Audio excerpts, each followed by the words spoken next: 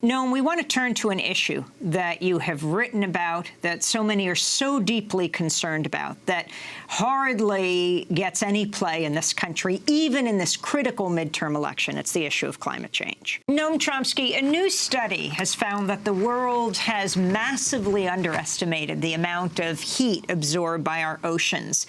The paper published in the journal Nature has concluded that for the past quarter of a century, about 150 times the amount of energy used to generate electricity globally has been deposited into the seas, 60% more than previous estimates. This comes days after leading meteorologist Eric Holthaus issued a dire warning following Jair Bolsonaro's election win in Brazil. He tweeted, quote, "This is worth repeating over and over. The most horrific thing Brazil's new president, Jair Bolsonaro, has planned is privatization of the Amazon rainforest. With just 12 years remaining to remake the global economy and prevent catastrophic climate change, this is planetary suicide," he wrote. Meanwhile, in a report issued earlier this week, the World Wildlife Fund found that human beings have wiped out 60% of all mammals, birds, fish, and reptiles on Earth since 1970. This is WWF Executive Director of Science and Conservation, Mike Barrett. What's absolutely clear at the moment, looking at the declines of nature that we're currently seeing, is that the planet does need to be put on life support. And frankly, the solutions we're coming up with at the moment are merely sticking plasters.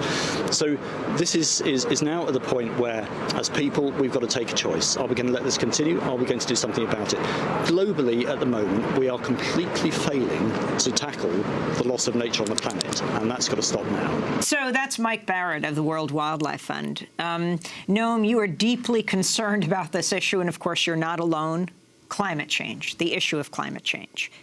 We can add to the list of your dire warnings, as if it weren't horrendous enough, a few more examples. A couple of weeks ago, the IPCC, the International Group of Scientists Monitoring Climate Change, came out with a very ominous report warning that the world has maybe a decade or two to basically end its reliance on fossil fuels if we're to have any hope of controlling global warming below the level of utter disaster. And that, incidentally, is a conservative estimate.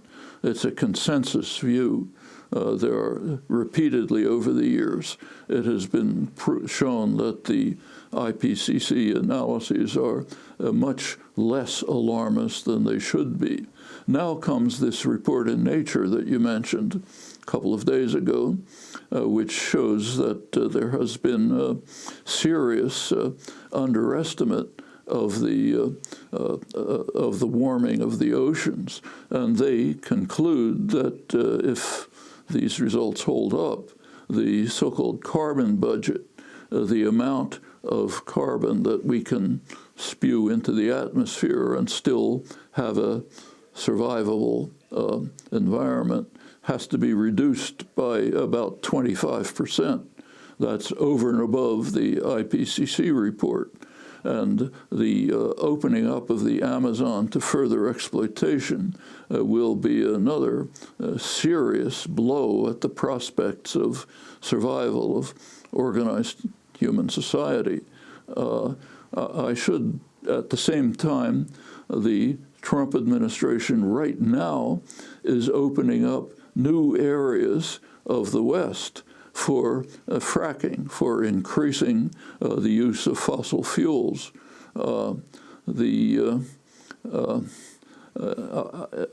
You've probably seen, maybe discussed, one of the most amazing documents I have ever seen.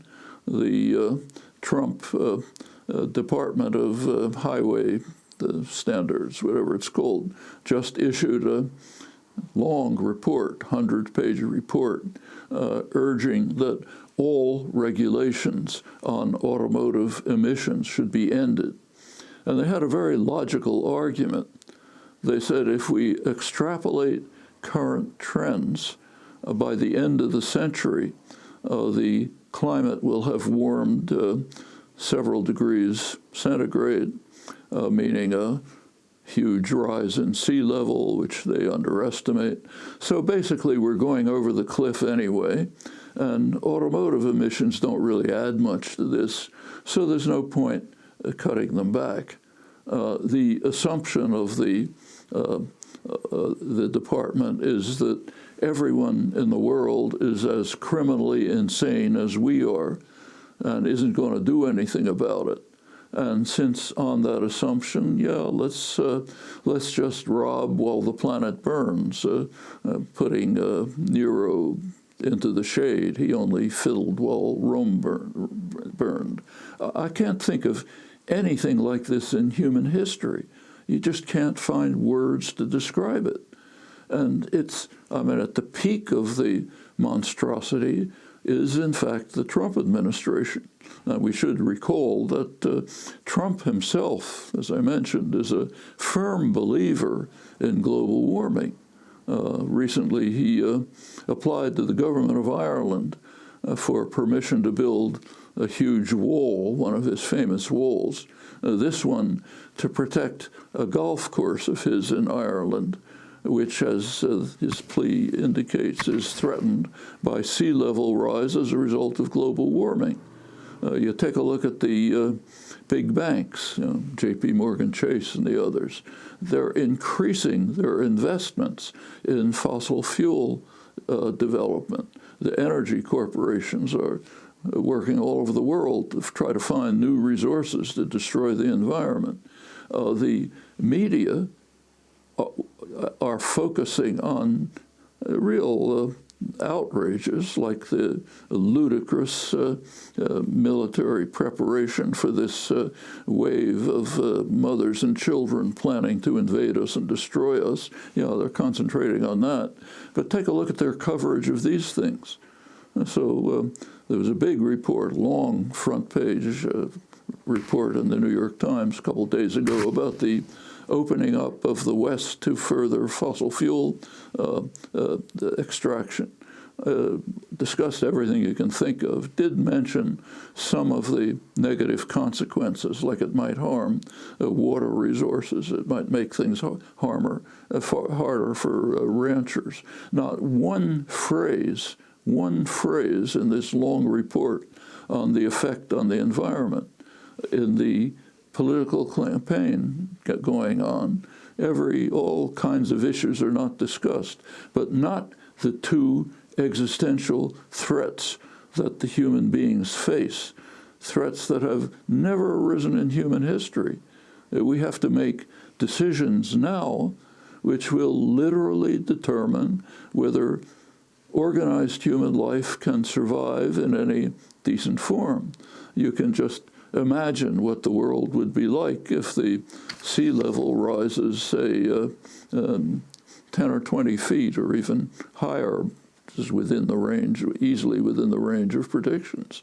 I mean, the consequences are unimaginable, but it's as if we're kind of like the proverbial lemmings, just happily marching off the cliff, led by leaders who understand very well what they're doing, but are so dedicated to enriching themselves and their friends in the near future that it simply doesn't matter what happens to the human species. There's nothing like this in all of human history. There have been plenty of monsters in the past, plenty of them, but you can't find one who was dedicated with passion to destroying the prospects for organized human life. Hitler was horrible enough, but not that. Renowned linguist, dissident, author Noam Chomsky. You can visit our website for part one of the interview, where Chomsky talks about U.S. foreign policy in Latin America, the migrant caravan, the crisis in Gaza, and the white supremacist attack on the Pittsburgh synagogue. Tune in Tuesday night for Democracy Now!'s live coverage of the midterm elections. We're teaming up with The Intercept for a special broadcast from 7 p.m. Eastern to 1 in the morning. You can check your local listings or go to democracynow.org. Democracy Now! Is also accepting applications for new paid internships. Go to our website for that information. Democracy Now! Is produced by Mike Burke, Dina Guzder, Noreen Shea, Carla Wells, Tammy Warrenoff, Sam Alcock, John Hamilton, Robbie Karen. I'm Amy Goodman.